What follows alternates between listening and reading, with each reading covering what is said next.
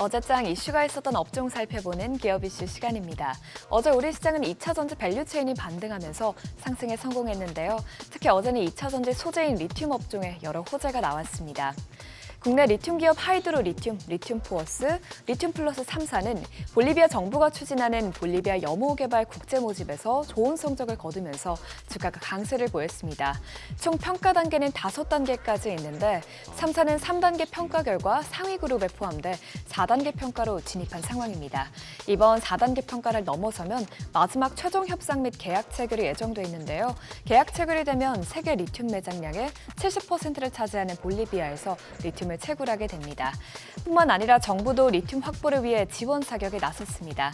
정부는 어제 칠레 광업부 장관과 만나 여러 국내 기업들과 함께 리튬 등 핵심 광물 확보를 위한 협력을 논의했습니다. 이번 회의 후 산업부는 양국 간 핵심 광물을 위한 공급망 협력이 한층 더 강화됐다고 평가하기도 했는데요. 이런 소식들에 리튬주들이 어제 급등했습니다. 하이드로 리튬이 26%, 리튬 포어스가 13.33% 뛰었고요. 포스코 엠텍과 지오린 에너지가 10%대, EV 첨단 소재가 8%대 상승했습니다. 아프리카 TV와 양대 산맥을 이루고 있는 네이버의 스트리밍 플랫폼 치즈잭이 중간 광고를 도입한다는 소식에 어제 광고주가 강세를 보였습니다. 업계에 따르면 치즈잭은 오늘 13일부터 중간 광고를 정식 출시하는데요.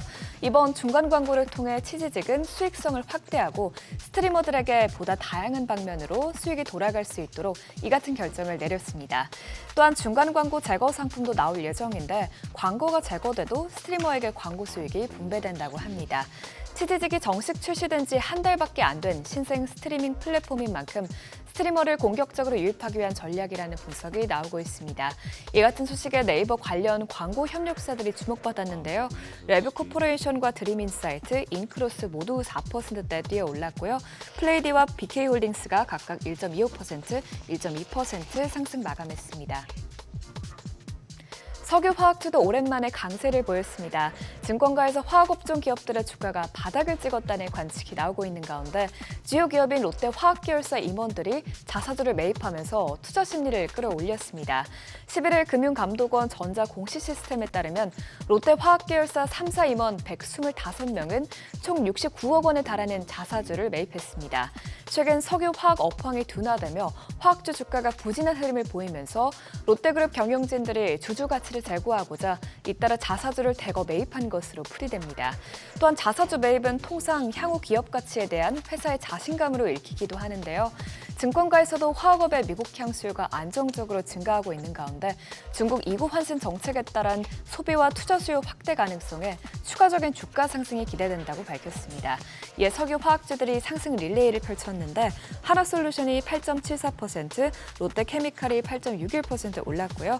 대한유화도 8.44% 올라 강세 흐름 나타냈습니다. 또 이외에도 애경케미칼, 금호석유 모두 큰폭으로 뛰었습니다. 화제를 모았던 애플의 세계 개발자 회의가 어제 드디어 개막했습니다.